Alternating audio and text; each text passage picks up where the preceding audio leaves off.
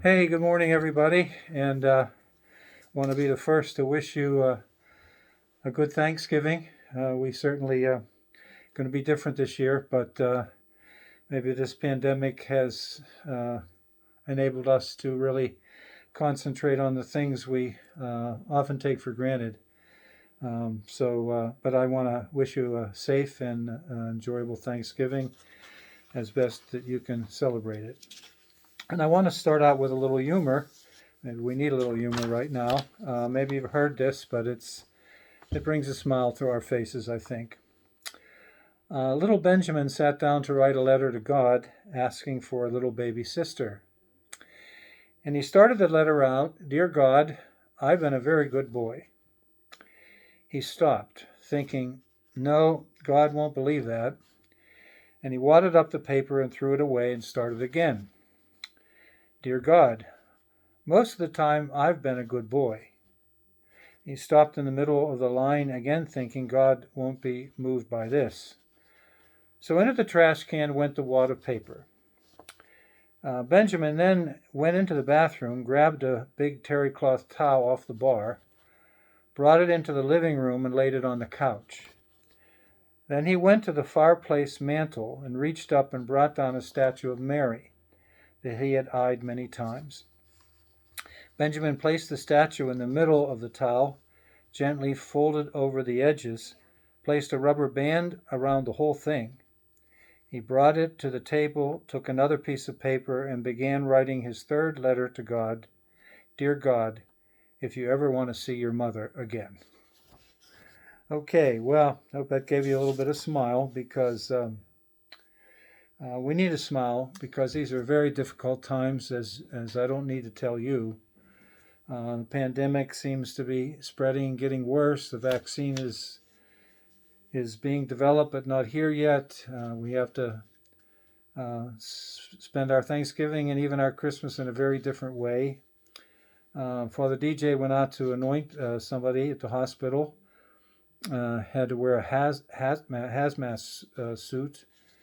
It's just really difficult with the social distancing and the mask. So it's really difficult times, and I don't need to tell you that. So it's with that in mind I continue this reflection. A man was talking about his Thanksgiving when he was growing up, and when the family was all gathered around and ready to have the meal, Uncle Joe always said grace. That was part of the tradition, and the family always squirmed because Uncle Joe could not say grace without mentioning the cross and crying. And that's exactly what he did. He asked God to bless the food, and he talked about the cross, and he started crying. And the man said, we all knew that Jesus died on the cross for us. It's just that Uncle Joe never got over it. Well, we must never get over the cross because the cross is our hope during these difficult times.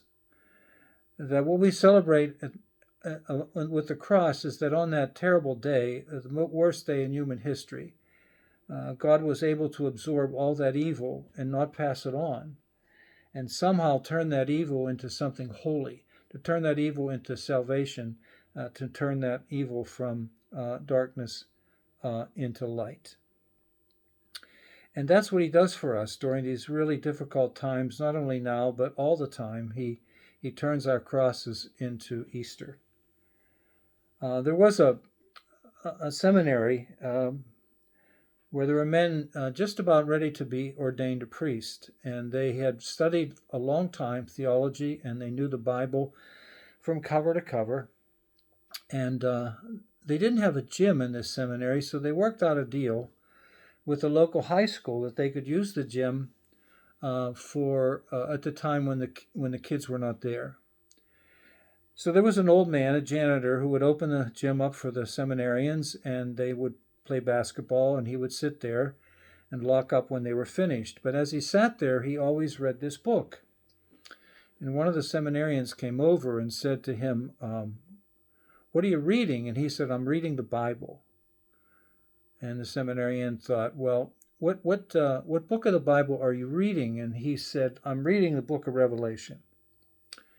Now, the book of Revelation is a really hard book to understand. It's filled with beasts and visions and numbers and signs. And so he said to the old man, what do you think that book means? What's the message of Revelation? And the old man said simply, the meaning of Revelations is that God wins.